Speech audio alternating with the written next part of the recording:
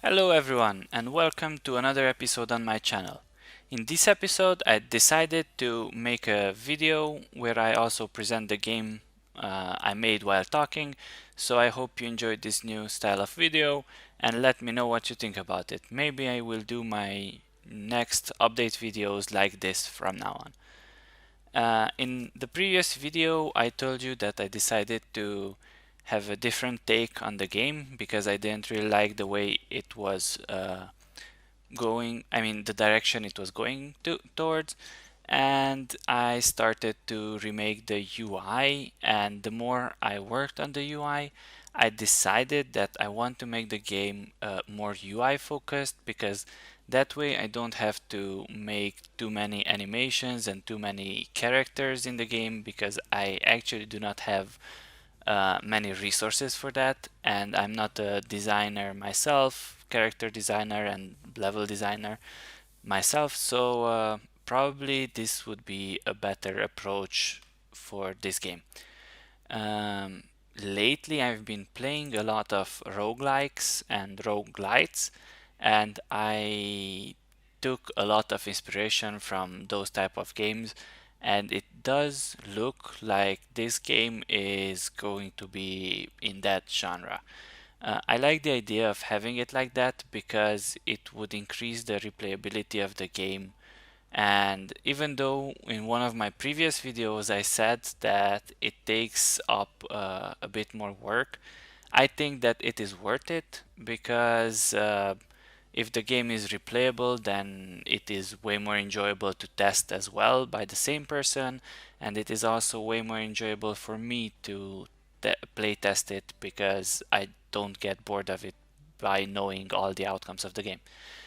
So with all this said, let's see where I progressed since my last video. I managed to update some of the UI. A lot of it will go away, like the background will not be like this, but I just kept it like this because I had it left from the previous iteration of the game.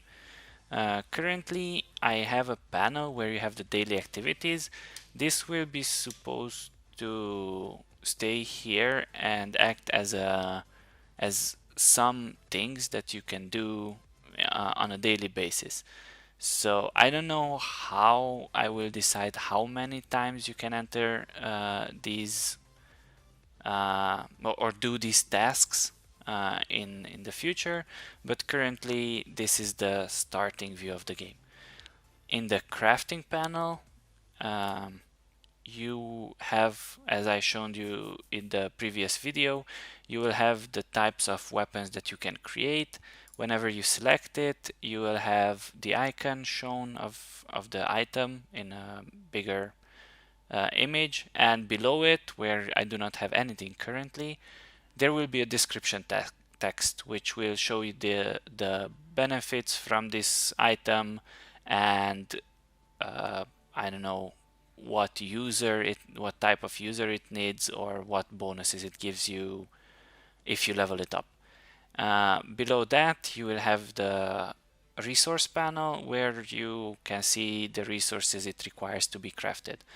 As you can see, currently I do not have the resources needed to craft the bow, because I only have one leather, and because of that the crafting button is grayed out, so I can just keep pressing with it but nothing happens.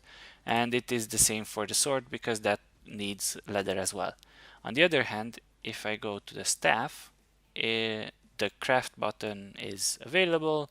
You craft your item, and you definitely need a feedback here that the item was crafted, but I currently do not have that, so that's it for now.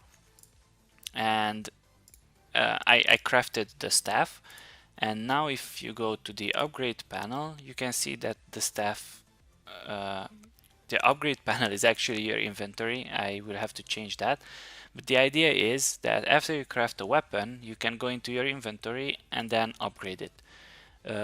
Here, the same story as in the upgrade panel. You will see details about the staff here, and obviously if you will see the upgraded values as well, so you know why you want to upgrade something. and then you will have material requirements under it.